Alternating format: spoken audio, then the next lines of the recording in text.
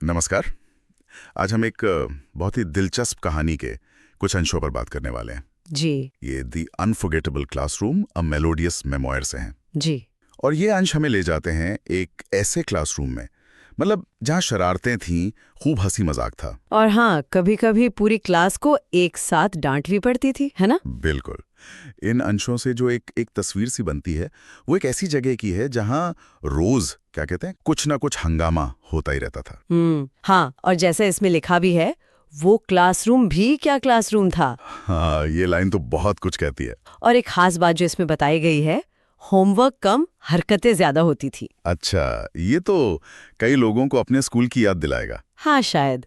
और ये सिर्फ शरारत नहीं थी शायद, उस उम्र की एक एनर्जी होती है ना, और क्लास का माहौल भी। सही कहा। और दोस्त कैसे थे? दोस्त? अरे, लिखा है एक से बढ़कर एक नौटंकी। मतलब हर कोई अपने आप में एक किरदार था। बिल्कुल। तो ये माहौल सिर्फ मौज मस्ती का नहीं था, एक तरह का वो अनौपचारिक सा जुड़ाव भी दिखाता है ये। हाँ, और इसी माहौल से जुड़ी एक खास घटना है जिस पर हम आज थोड़ी गहराई से बात करेंगे। जी। वो घटना जब टीचर के गुस्से का जवाब पूरी क्लास में मिलकर एक बहुत ही अजीब तरीके से दिया। हाँ, वो म्यूजिकल वेव वाली बात। एग्जैक्टली। ये म्यूजिकल वेव सुनने में ही कितना अनोखा लगता है। क्या था ये किस्सा? हाँ, ये किस्सा वाकई मजेदार है। जैसा वर्णन है, मतलब टीचर को रोज सताया जाता था। रोज? हाँ, लिखा है उनकी हर बात का उल्टा जवाब देते। बाप रे, फिर तो टीचर बहुत परेशान रहती होंगी। हाँ, पर दिलचस्प बात यह है कि लिखा है पर फिर भी सबके चेहरे पे मुस्कान होती थी। अच्छा, मतलब डांट डपट के बावजूद एक एक खुशी का माहौल था।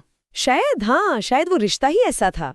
खैर, घटना तब हुई जब टीचर ने गुस्से में सबको चुप रहने को कहा, जोर से, श्श्श, चुप हो जाओ। ओके, और फिर? यहीं से बात पलट गई। हाँ, यहीं से, क्योंकि क्लास के सबसे शरारती लड़के ने टीचर की ही नकल उतार दी। क्या उसी वक्त? हाँ, उसने भी वैसे ही कहा, श्श्श। अरे वाह, ये तो हिम्मत की बात थी। थी तो, पर इसके बाद जो हुआ वो और भी गजब था। क्या हुआ? फिर पूरी क्लास ने एक साथ एक सुर में कहना शुरू किया, श्श, श्श। पूरी क्लास ने? जी हाँ, सोचिए जरा, पूरा कमरा गूंज उठा होगा उस एक आवाज से, श्श, श्श, एक लय में। कमाल है। इसीलिए इसे म्यूजिकल वेव कहा गया है। बिल्कुल, जैसे कोई संगीत की लहर चल पड़ी हो। ये दिखाता है कि कैसे मतलब समूह में बिना किसी प्लानिंग के ऐसी चीजें हो जाती हैं, एक तनाव के पल में भी। ये तो वाकई मतलब अनफॉरगेटेबल मोमेंट बन गया होगा। पर टीचर, उनका क्या हुआ? गुस्सा सातवें आसमान पे पहुंच गया होगा। नहीं, यही तो किस्सा और दिलचस्प हो जाता है। अच्छा। हाँ, बताया गया है कि पहले टीचर हैरान हुई, जाहिर है इसकी उम्मीद तो किसी को नहीं थी। हाँ, वो तो है। फिर मुस्कुराई। मुस्कुराएं गुस्से की जगह। हाँ, एक पल के लिए। और वो मुस्कान, शायद उसमें बहुत कुछ था। हैरानी, बच्चों की इस हरकत पर शायद थोड़ी थोड़ी खुशी भी, या एकजुटता पर एक तरह की स्वीकृति। शायद। और फिर तुरंत, फौरन ही फिर से गुस्से का नाटक करके बोली, चुप हो जाओ सब। गुस्से का नाटक, ये शब्द बहुत अहम है। बहुत अहम। ये दिखाता है कि अनुशासन तो था, लेकिन टीचर और स्टूडेंट्स के बीच शायद एक अनकहा रिश्ता भी था, जहां डांट में भी एक तरह का स्नेह छुपा होता है।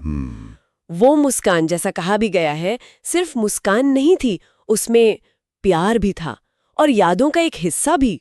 बिल्कुल। तो ये सिर्फ एक शरारत नहीं रही, ये एक साझा अनुभव बन गया, एक कहानी जो शायद वो सब लोग आज भी याद करते होंगे। सही कहा। और शायद यही अनुभव, यही चीजें इन यादों को इतना इतना खास बनाती हैं। हाँ, बिल्कुल। ये सोचने पर मजबूर करता है कि स्कूल के दिनों की जो सबसे पक्की यादें होती हैं, क्या वो अक्सर ऐसी ही घटनाओं से नहीं बनती जो प्लान्ड नहीं होती। जहाँ नियम कायदे थोड़े पीछे रह जाते हैं और एक अलग ही तरह का कनेक्शन बनता है। जी। ये वो पल होते हैं जो किताबों के पाठ से ज्यादा गहरे सबक दे जाते हैं। और जैसा कि इन अंशों के आखिर में लिखा है, आज सब अपनी जिंदगियों में व्यस्त हैं, हाँ, पर दिल के एक कोने में वो क्लासरूम अब भी जिंदा है।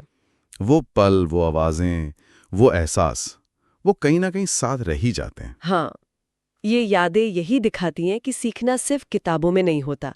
क्लासरूम का माहौल, दोस्तों के साथ की गई वो हरकतें, टीचर के साथ वो खट्टा मीठा रिश्ता, ये सब भी सिखाते हैं। वो म्यूजिकल वेव शायद उसी अनौपचारिक सीखने का एक प्रतीक है। तो आखिर में ये सवाल शायद मन में आता है जी। कि क्या ऐसी कोई खास सामूहिक आवाज, कोई ऐसा ही अचानक बना हुआ पल या कोई साझा एहसास है जो सुनने वालों के अपने स्कूल के दिनों से गूंजता हो, ठीक उसी की लहर की तरह जिसने उस दिन उस क्लासरूम को भर दिया था। हाँ, ये सोचने वाली बात है।